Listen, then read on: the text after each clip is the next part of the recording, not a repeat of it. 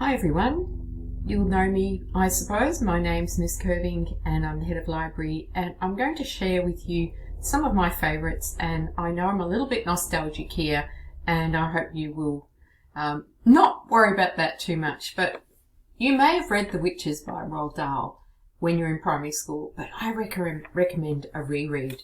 The reason being is that Roald Dahl is very good at picking out really creepy things, little things that you may not have noticed when you're a kid, but ideas about evil and sinister things.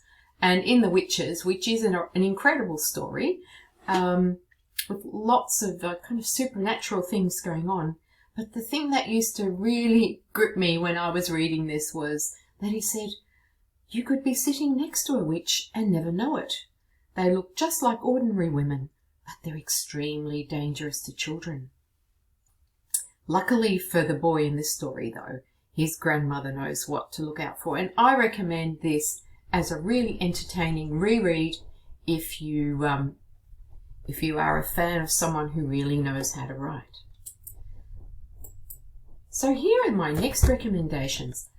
By Roald Dahl again, I won't apologise for that. These are his actual biographical stories, the first one being Boy and the second one being Roald Dahl Going Solo. So in Boy, you've got to bear in mind that Roald Dahl was born at the early 1900s, and he lived a life that is long past. And in a sense, this does take you back to times before mobile phones, before televisions, before any of the modern technologies that we have. And there are stories that of his experiences in boarding school, probably things that wouldn't happen these days. It was a really hard, rough place. Corporal punishment, lots of things that we wouldn't consider appropriate today. He also goes on holidays to Norway, and they have the most amazing adventures. It's really worth a read, particularly since these are real stories that really happened. The second book I really do recommend as well, because Roald Dahl, when he grows up and is in his early 20s, wouldn't be more than 21, he goes to Africa. It's something he's always wanted to do. And he works for the East India Company, for Shell. And in the early 1940s, World War II breaks out.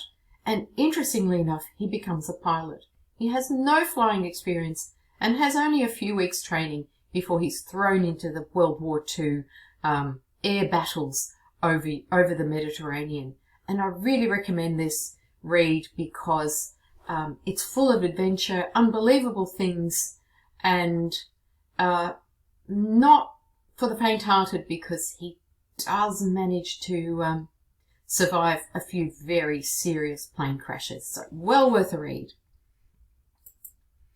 Now, I'm travelling here back in time again.